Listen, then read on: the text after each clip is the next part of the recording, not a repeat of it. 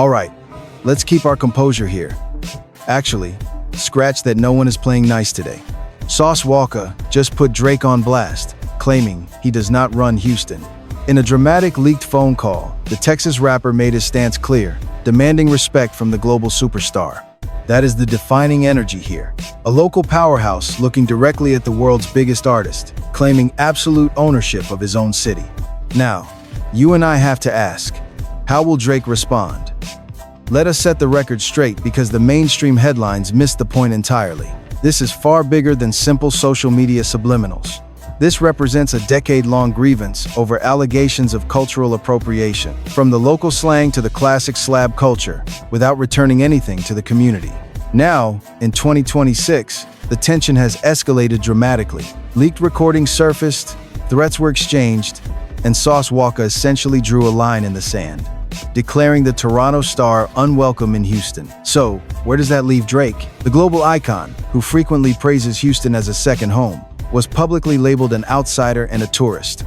The internet wasted no time magnifying these cultural exploitation claims. His ultimate response bypassed traditional statements or public relation campaigns.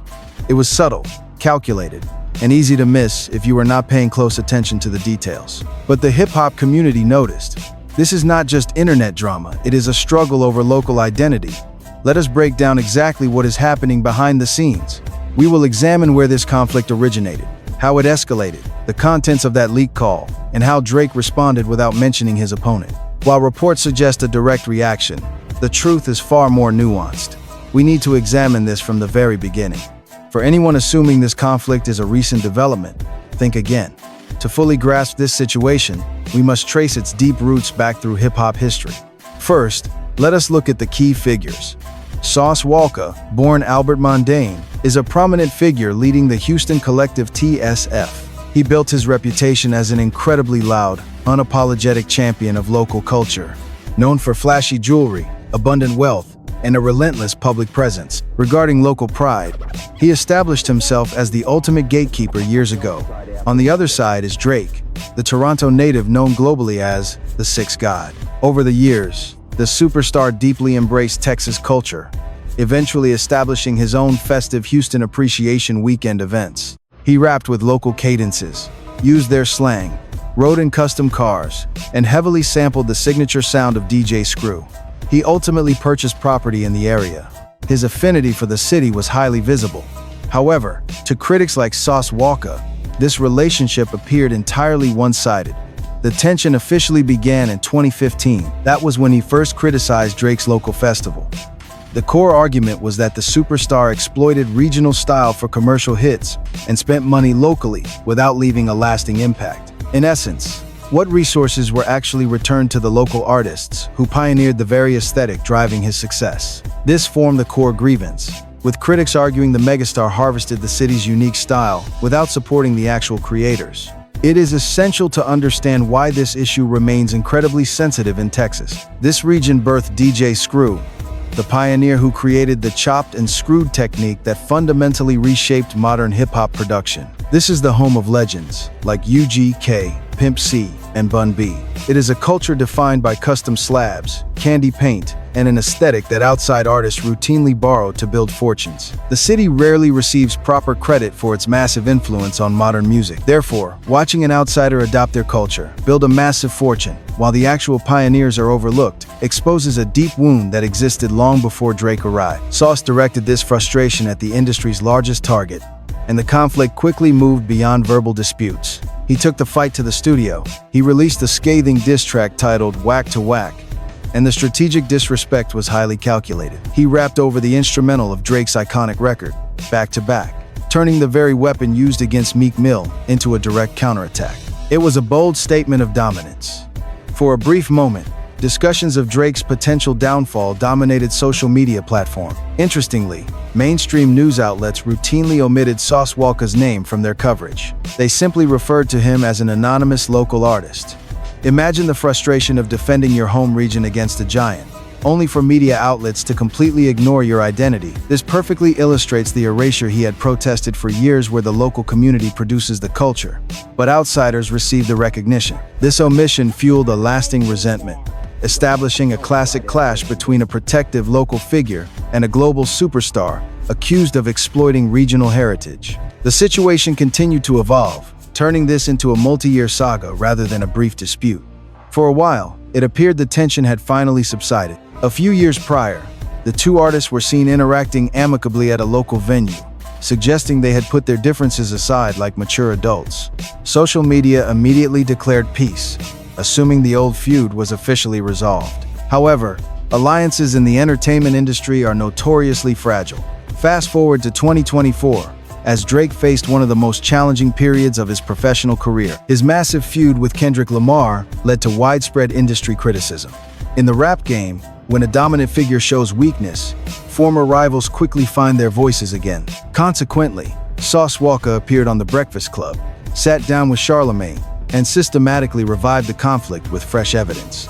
The timing proved impeccable, as the public was already primed by previous criticisms concerning authenticity and industry dynamics.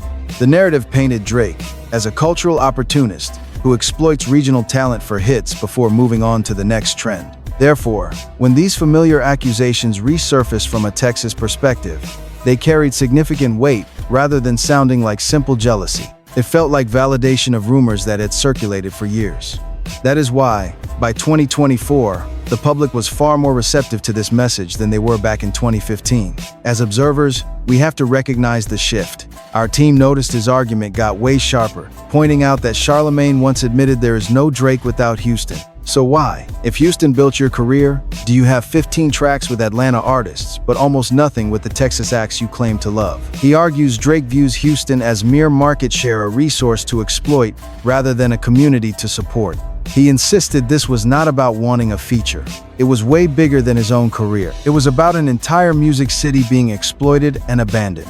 That statement set social media ablaze. But here's where things got incredibly messy. Drake's camp immediately fired back, dividing the city. Bun B caught a stray when Sauce dismissed him as a real local connection, claiming Bun is actually from Port Arthur, not true Houston. Bun B quickly jumped on Instagram to shut that down, clarifying he was born in Northwood Manor before moving, ending his post with none taken. A cold, respectful check. That is a legendary figure with massive local influence, quietly letting Sauce know he is reaching. Then Drake's longtime Grammy-winning producer, Boy, One Da, stepped into the comment section. When a fan listed the Houston icons Drake has collaborated with over the years, including Travis Scott, Pimp C, and DJ Screw Samples, Boy, One Da shut down the drama with just 2 words: selective memory, effectively calling the rapper a liar with a terrible memory. This is no longer just Sauce versus Drake. It is an entire music scene debating whether the Toronto superstar is family or a culture vulture. If you are enjoying this deep dive, hit that subscribe button right now. Then 2026 arrived, and things got personal in a way we never anticipated. Until now, every single jab Sauce threw was strictly about hip-hop business and mutual respect. It was the kind of debate you hear in barbershops. But that summer, the feud shifted from the street straight to the bedroom, as rumors spread that Drake had actually stolen Sauce Walka's girlfriend. Once that rumor caught fire, the cultural debate transformed into a bitter personal vendetta. It all boiled over on Sunday, May 31st, 2026. This is where the rap beef took a much darker turn. Kylie Lawson, the mother of Sauce's child and an adult content creator known online as @Skyly, leaked a private phone call to the web. The audio is completely raw. No studio tricks, no filters, just an artist's voice filled with pure rage. Before we analyze this, let us be completely transparent with our viewers. This recording has not been officially or forensically verified yet. It sounds identical to him, and social media agrees, but that is not definitive proof.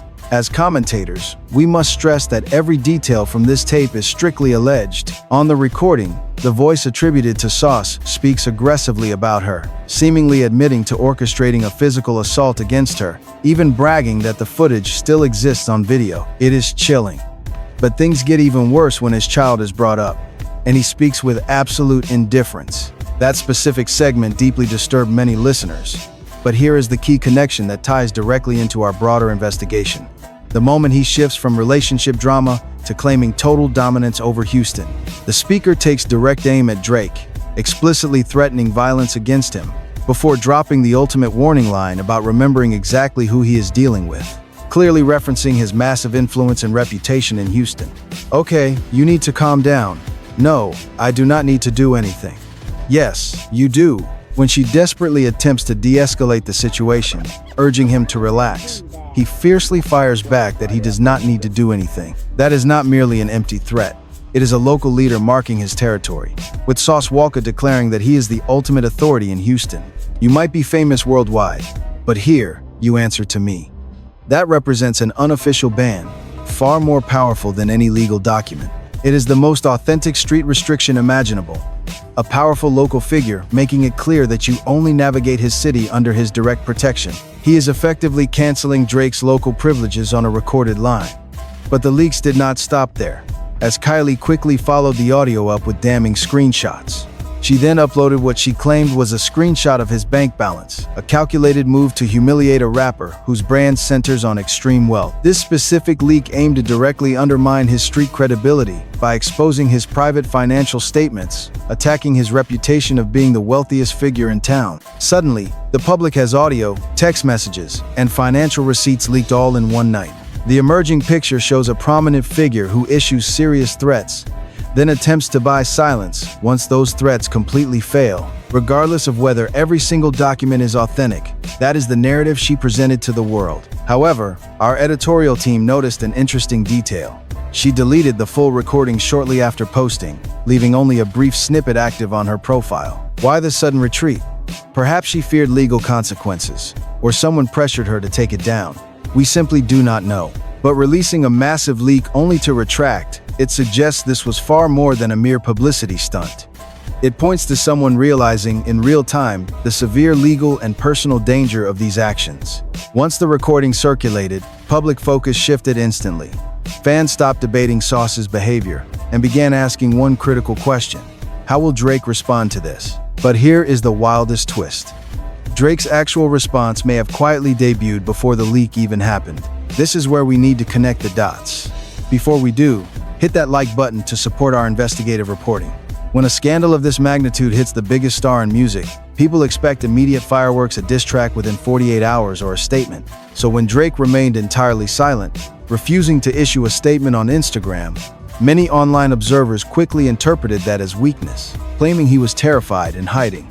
But seasoned hip-hop heads know that silence from him is never actually empty. He communicates through subtle, subliminal messages. He has done it for a decade. Our researchers went digging and uncovered a major clue. There is a song in his recent catalog, from his Iceman era, titled "Janice Shut the F Up."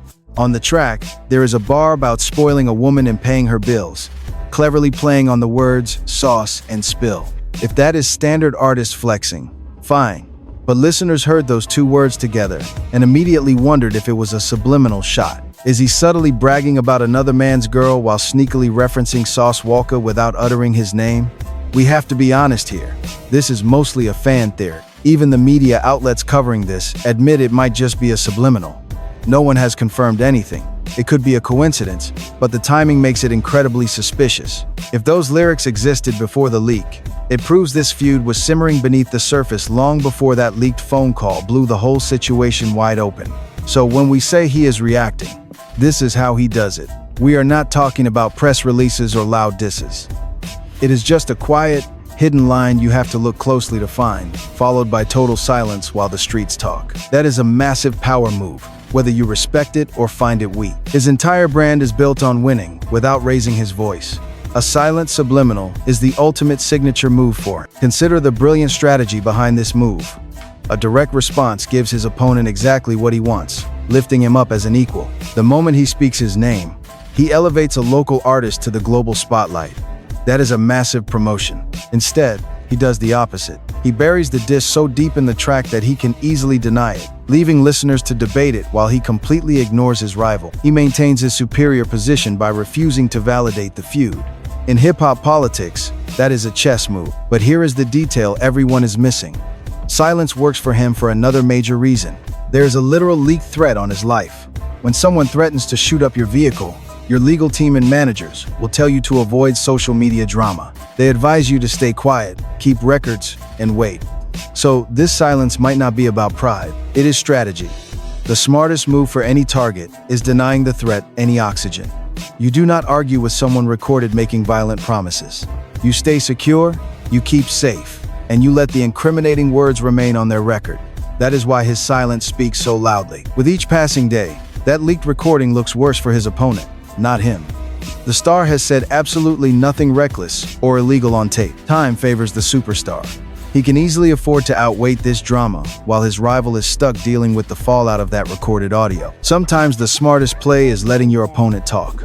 If you want more breakdown videos like this, hit subscribe. Here is what actually went down.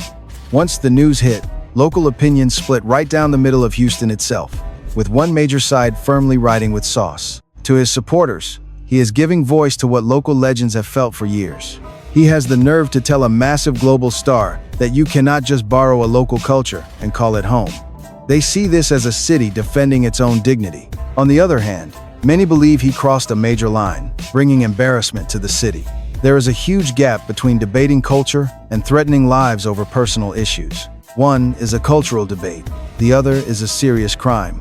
Critics are now pointing back at history. Bun B previously checked him for disrespect, and other figures have questioned his narrative. To them, he is not defending the city, he is humiliating it. And here is the part that really hurts his position.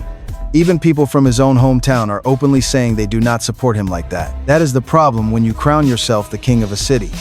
The second you crash out, the community decides whether they actually accept you as their leader. Much of Houston backed away. Meanwhile, social media quickly turned this tense situation into viral content. We saw memes, parodies, and dramatic edits turning a serious conflict into a cartoon. A serious threat became a massive joke overnight. That is the media culture in 2026. Through all the viral memes and divided opinions, the superstar stayed exactly where he started, completely silent. No statements, no names dropped.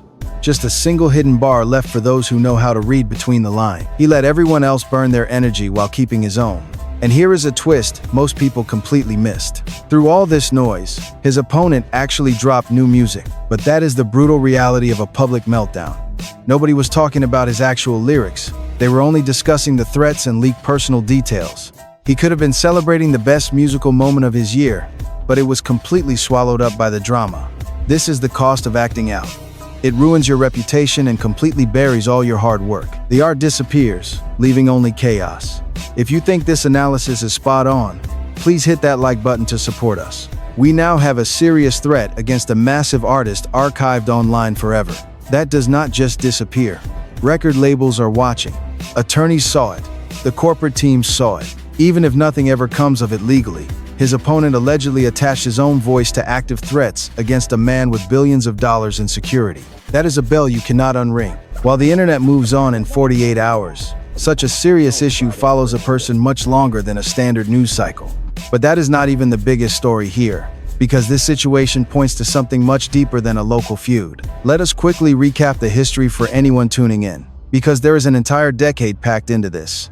Back in 2015, the global star hosted a local weekend, prompting accusations of exploiting the city's culture without actually supporting its rising artists.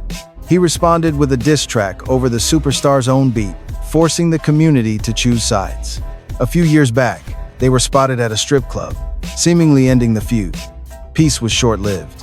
In 2024, with Drake reeling from the Kendrick battle, Sauce Walka reignited the beef on The Breakfast Club. Sauce pressed harder, questioning why Houston built Drake's career when he rarely collaborates with local talent. Bun B and Boy Wonder quickly clapped back. The city divided. By 2026, things got deeply personal with rumors that Drake slept with Sauce's baby mama, Kylie Lawson. She leaked an audio recording where a voice alleged to be Sauce threatens Drake's life, warning him to realize who he is, fully staking his claim over Houston.